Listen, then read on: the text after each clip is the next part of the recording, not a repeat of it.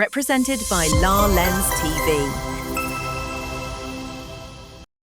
తెలంగాణలోని భూముల పరిపాలనను పూర్తిగా మార్చే దిశగా ప్రభుత్వం భూభారతి పోర్టల్ నయా వర్షన్ను తీసుకురావడానికి కీలక చర్యలు చేపడుతుంది. గతంలో భూముల యొక్క రిజిస్ట్రేషన్లు, డాటా ట్యాంపరింగ్, డబుల్ రిజిస్ట్రేషన్లు, ప్రభుత్వ భూముల యొక్క అక్రమాలు, నాలా కన్వర్షన్లు జరిగిన అవకతవకలు వంటి అంశాలపై ఎన్నో విమర్శలు వచ్చాయి. ఈ నేపథ్యంలోనే భూ రికార్డులను మరింత సురక్షితంగా, పారదర్శకంగా మరియు జవాబుదారీతనంతో నిర్వహించేందుకు ప్రభుత్వం సాంకేతిక మరియు భారీ మార్పులు చేపట్టాలని నిర్ణయించింది. భూభారతి వర్షన్ లో సింగిల్ ప్లాట్ఫామ్ లో రిజిస్ట్రేషన్ విధానం, బ్లాక్ చైన్ ఆధారిత సెక్యూరిటీ, కఠినమైనటువంటి లాగిన్ వ్యవస్థ, డాటా ట్యాంపరింగ్ కు చెక్, అవుట్ సోర్సింగ్ సిబ్బంది స్థానంలో ప్రభుత్వ ఉద్యోగుల యొక్క బాధ్యతలు వంటి అనేక కీలక సంస్కరణలను ప్రతిపాదిస్తున్నారు. ఇవి అమల్లోకి వస్తే భూమి యొక్క యాజమాన్య రికార్డులు ఎంత సురక్షితంగా మారుతాయి, అక్రమాలకు నిజంగా చెక్ పడుతుందా, ప్రజలకు ఎలాంటి ప్రయోజనాలు జరుగుతాయి అనే అంశాలను ఈ వీడియోలో పూర్తిగా వివరణాత్మకంగా తెలుసుకుందాం. ఈ వీడియోను చివరి వరకు తప్పకుండా చూడండి. ఎందుకంటే భూమి కొనుగోలు చేసేవారు, అమ్మేవారు, రైతులు, పట్టాదారులు, రియల్ ఎస్టేట్ రంగానికి చెందిన వారు తప్పనిసరిగా తెలుసుకోవాల్సినటువంటి కీలక సమాచారం ఇందులో ఉంటుంది. వీడియో తప్పకుండా ఎండ్ అయ్యే వరకు చూడండి. చాలా సమాచారాన్ని తెలుసుకొని వెళ్ళండి. ఇప్పుడు మనం టాపిక్ లోకి వెళ్ళిపోదాం. తెలంగాణ ప్రభుత్వం భూమి లావాదేవీలలో గతంలో జరిగినటువంటి సాంకేతిక లోపాలు, డాటా ట్యాంపరింగ్, డబుల్ రిజిస్ట్రేషన్లు, ప్రభుత్వ భూముల యొక్క అక్రమాలు వంటి సమస్యలను శాశ్వతంగా పరిష్కరించుకునేందుకు భూభారతి పోర్టల్లో నూతన వర్షన్ తీసుకురావడానికి చర్యలు ప్రారంభించింది. ఈ కొత్త వ్యవస్థలో భద్రత, పారదర్శకత, జవాబుదారీతనానికి అత్యంత ప్రాధాన్యత ఇస్తుంది. రెండో విషయానికి వస్తే సింగిల్ ప్లాట్ఫామ్ లో రిజిస్ట్రేషన్ వ్యవస్థ. అంటే ఇప్పటి వరకు రెవెన్యూ శాఖ, రిజిస్ట్రేషన్ శాఖ వేరు విధానాలలో పనిచేయడం వల్ల డేటా అనేది సమన్వయం లోపించే అనేక సమస్యలు వచ్చాయి. కొత్త భూభారతి వెర్షన్ లో తహసీల్దార్ కార్యాలయం మరియు సబ్ రిజిస్ట్రార్ కార్యాలయం రిజిస్ట్రేషన్ ప్రక్రియను ఒకే సింగిల్ ప్లాట్ఫామ్ లోకి తీసుకొస్తున్నారు. దీంతో ఒక శాఖలో జరిగిన మార్పు వెంటనే ఆ శాఖలో కూడా ప్రతిబింబించే అవకాశం అనేది ఉంటుంది. మూడో విషయానికి వస్తే అక్రమాలకు చెక్, ప్రభుత్వ భూములకు రక్షణ. ఈ విషయం గురించి మనం మాట్లాడినట్లయితే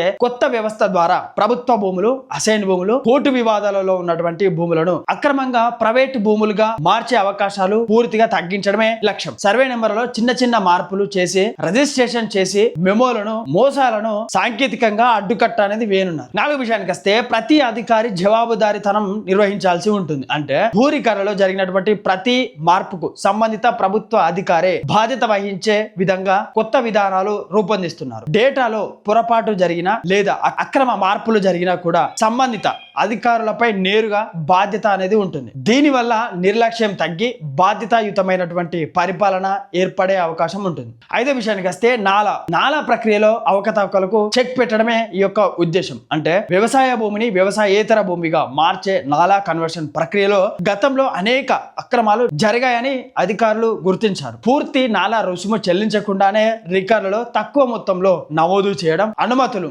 లేకుండానే ప్లాట్లుగా విభజించడం వంటి అక్రమాలను కొత్త సిస్టమ్ గుర్తించే విధంగా ప్రత్యేక తనిఖీలు ఏర్పాటు చేస్తున్నారు. ఆరో విషయానికి వస్తే డబుల్ రిజిస్ట్రేషన్లకు అడ్డుకట్ట వేయడం. అంటే ఒకే సర్వే నెంబర్ ను వ్యవసాయ భూమిగా కూడా, ప్లాట్లుగా కూడా చూపించే రెండు రకాల రిజిస్ట్రేషన్ చేసే అవకతవకలు గతంలో కనిపించాయి. ఇప్పుడు రెవెన్యూ మరియు రిజిస్ట్రేషన్ శాఖ డేటా పూర్తిగా అనుసంధానంతో అలాంటి డబుల్ రిజిస్ట్రేషన్లకు అవకాశం లేకుండా సాఫ్ట్వేర్ ను రూపొందిస్తున్నారు ప్రభుత్వం వారు. ఏడో విషయానికి వస్తే బ్లాక్ చైన్ ఆధారిత సెక్యూరిటీ. అంటే భూ యాజమాన్య రికార్డులను ఎవరు అనధికారికంగా మార్చకుండా ఉండేందుకు బ్లాక్ చైన్ టెక్నాలజీ ఆధారిత భద్రతా వ్యవస్థను అమలు చేసే దిశగా ప్రభుత్వ చర్యలు తీసుకోబోతుంది. దీనివల్ల డాటా ట్యాంపరింగ్, నకిలీ రికార్డుల యొక్క అనధికారిక మార్పులను గుర్తించడం మరింత సులభం అవుతుంది. ఎనిమిదో విషయానికి వస్తే చలాన్ కుంభకోణాలకు ముగింపు. అంటే గతంలో చెల్లింపులు, చలాన్లలో జరిగినటువంటి అక్రమాలు దృష్టిలో ఉంచుకొని కొత్త వ్యవస్థలో నిధుల యొక్క ధృవీకరణ ప్రక్రియను మరింత కఠినంగా చేస్తున్నారు. ప్రతి చెల్లింపు సిస్టమ్ లో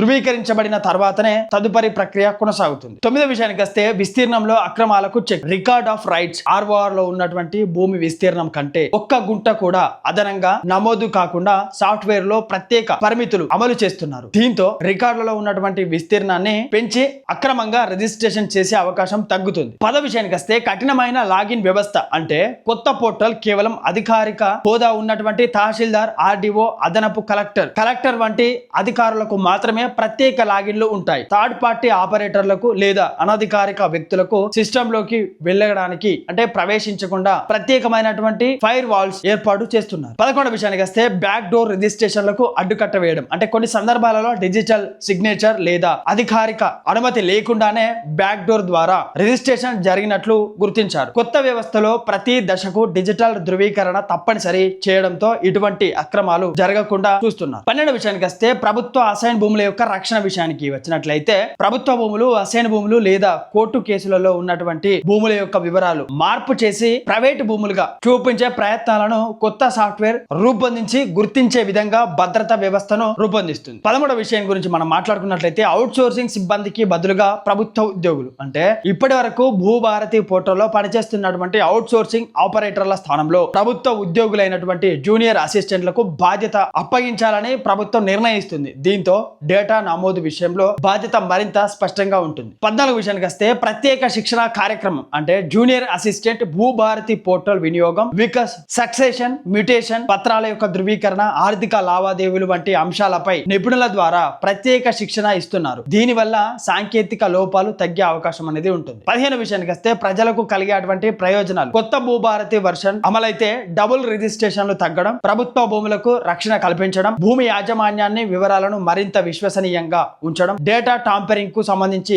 అడ్డుకట్ట పంపడం, కొనుగోలుదారులకు పారదర్శకమైనటువంటి సమాచారం అందుబాటులో ఉండడం వంటి ప్రయోజనాలు కలగవచ్చు. గుర్తుంచుకోవాల్సినటువంటి విషయం ఏంటంటే ఈ మార్పులు పూర్తి స్థాయిలో అమల్లోకి రావాలంటే ప్రభుత్వం జారీ చేసినటువంటి అధికారిక ఉత్తర్వులు, జీవోస్, మార్గదర్శకాలు మరియు భూభారతి పోర్టల్లో జరిగినటువంటి అధికారిక అప్డేట్లను గమనించడం అవసరం. కొన్ని అంశాలు దశల వారీగా అమల్లోకి వచ్చే అవకాశం కూడా ఉంటుంది. మొత్తానికి ఈ వీడియో చివరిలో మనం తెలుసుకోవాల్సినటువంటి విషయం ఏంటంటే భూభారతి న్యాయ వర్షన్ ద్వారా భూముల యొక్క పరిపాలనలో పారదర్శకత, భద్రత, జవాబుదారీతనాన్ని మరింత బలోపేతం చేయడమే ప్రభుత్వం యొక్క ప్రధానమైనటువంటి లక్ష్యంగా కనిపిస్తుంది. సింగిల్ ప్లాట్ఫారం రిజిస్ట్రేషన్, కఠినమైనటువంటి లాగిన్ వ్యవస్థ, బ్లాక్ చైన్ ఆధారిత భద్రత, డేటా టాంపరింగ్ కు అడ్డుకట్ట వేయడం, డబుల్ రిజిస్ట్రేషన్ల యొక్క నివారణ వంటి సంస్కరణలు సమర్థవంతంగా అమలైతేనే భూ అక్రమాలను గణనీయంగా తగ్గించే అవకాశం అనేది ఉంటుంది. అయితే ఈ ప్రతిపాదన యొక్క మార్పులు పూర్తి స్థాయిలో అమల్లోకి వచ్చాయా, వాటికి సంబంధించినటువంటి అధికారిక ఉత్తర్వులు, జీవోలు, మార్గదర్శకాలు, పోర్టల్ అప్డేట్లు ఏమిటి అనే విషయాలను ప్రభుత్వం విడుదల చేసినటువంటి అధికారిక సమాచారంతో ఎప్పటికప్పుడు పరిశీలించడం కూడా అంతే ముఖ్యం. ఇలాంటి భూములు, చట్టపరమైనటువంటి నిబంధనలు, రిజిస్ట్రేషన్ ప్రక్రియలు, తాజా ప్రభుత్వ నిర్ణయాలు మరియు ప్రజలకు ఉపయోగపడేటువంటి లీగల్ అవగాహన కోసం మన లాలెన్స్ టీవీని సబ్స్క్రైబ్ చేసుకొని బెల్ ఐకాన్ నొక్కి పెట్టుకోండి. ఈ వీడియో మీకు ఉపయోగకరంగా అనిపిస్తే లైక్ చేయండి, షేర్ చేయండి. అలాగే ఈ అంశాలపై మీ అభిప్రాయాన్ని కూడా కింద కామెంట్ రూపంలో తెలియజేయండి. మరో ఉపయోగకరమైనటువంటి లీగల్ టాపిక్ తో మళ్ళీ కలుస్తాను. నేను మీ కొంగటి రాజు ఫ్రమ్ లాలెన్స్ టీవీ నుండి. Thank you.